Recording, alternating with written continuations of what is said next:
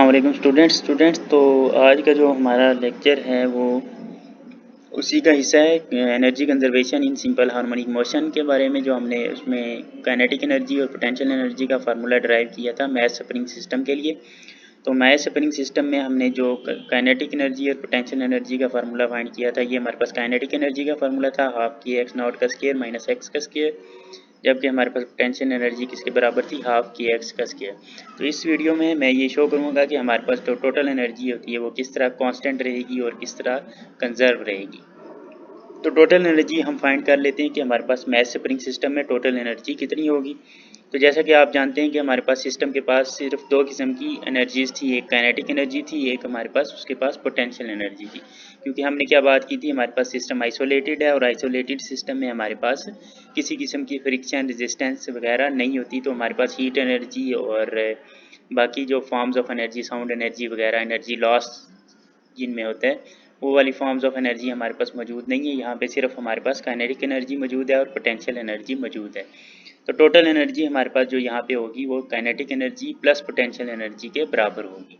क्योंकि जब हमारा सिस्टम ऑसिलेट कर रहा होता है तो उसके पास दो एनर्जीज होती हैं।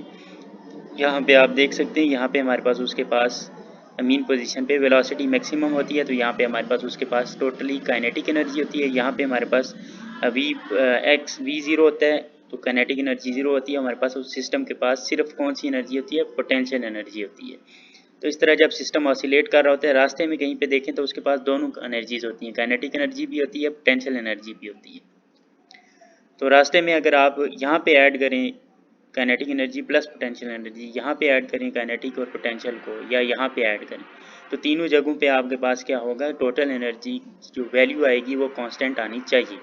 क्योंकि law of conservation of energy हमें यही कहता है कि टोटल एनर्जी आइसोलेटेड सिस्टम की हमेशा कांस्टेंट रहती है। ठीक है, रास्ते में कहीं पे भी आप काइनेटिक प्लस पोटेंशियल एनर्जी अगर फाइंड करते हैं तो वहाँ पे भी क्या होना चाहिए, टोटल एनर्जी को कांस्टेंट होना चाहिए। तो इसी को हम प्रूव करते हैं, फार्मूले के ज़रिए भी प्रूव करेंगे, फिर मैं आपको ग्राफ के ज़रिए भी इसको प्रूव करवाता हूँ। तो पहले हम फार्मूले के ज़रिए प्रूव कर लेते हैं। जैसे कि आप जानते हैं कि टोटल एनर्जी हमारे पास किसके बराबर होती है, kinetic energy plus potential energy के बराबर होती है। तो टोटल एनर्जी, काइनेटिक एनर्जी का जो हमने फार्मूला अभी ड्राइव किया, ये वाला हाफ के एक्स नॉट का स्क्वायर माइनस एक्स का स्क्वायर, और पोटेंशियल एनर्जी का हमारे पास फार्मूला हाफ के एक्स का स्क्वायर। तो यहाँ पे काइनेटिक एनर्जी की जगह हमने उसका फार्मूला पुट कर दिया और पोटेंशियल एनर्जी की जगह उसका फार्मूला हमने यहाँ पे पुट कर दिया। जैसे कि आप जानते हैं कि किसके बराबर होता है, एम ओमेगा स्क्वायर के बराबर होता है। ये हमें पिछली वीडियो में ड्राइव किया था, वहाँ से आप देख सकते हैं। तो के की जगह पे मैंने क्या यहाँ पे पुट किया, एम ओमेगा स्क्वायर यहाँ पे पुट कर दिया, के की जगह पे यहाँ पे भी और यहाँ पे भी। तो इस को हम अंदर मल्टीप्लाई कर देंगे ब्रैकेट में, हाफ एम ओमेगा स्क्वायर इस एक्स नॉट के स्क्वायर के साथ मल्टीप्लाई हो जाएगा और फिर दोबारा इस एक्स स्क्वायर के साथ मल्टीप्लाई हो जाएगा।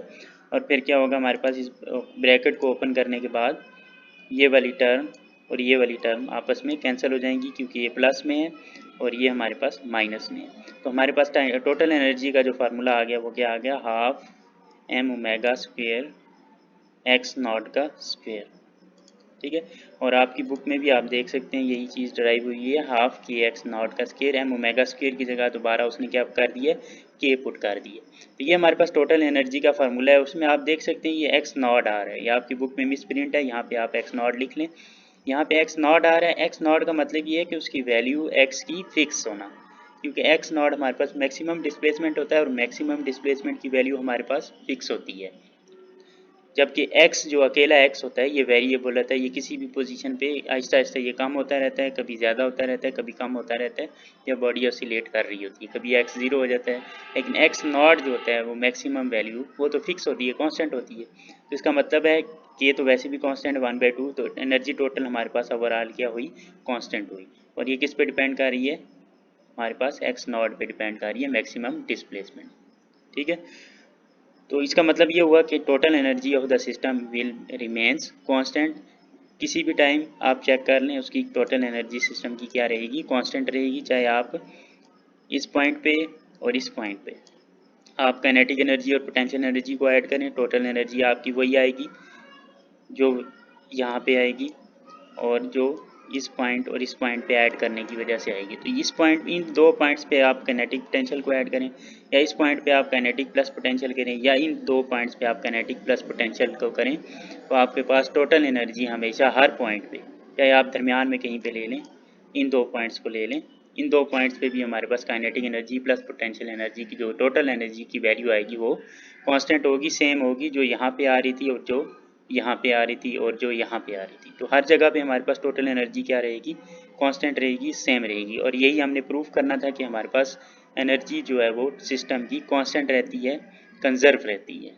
ठीक है, तो ये हमने प्रूफ किया उसके लिए सिंपल हार्मोनिक मोशन के लिए, जिसमें हमने केस लिया था मैस स्प्रिंग सिस्टम वाला। तो चाहे आप मैस स्प्रिंग सिस्टम वाला केस कंसीडर करें, चाहे आप सिंपल पेंडुलम वाला केस कंसीडर करें, चाहे आप सर्कुलर मोशन वाला केस कंसीडर करें, तीनों केसेस में, या इसके अलावा भी सिंपल हार्मोनिक मोशन का अगर कोई एग्जांपल या कोई केस है, तो तमाम केसेस में हमारे पास टोटल एनर्जी क्या रहेगी, कांस्टेंट रहेगी, सेम रहेगी। बस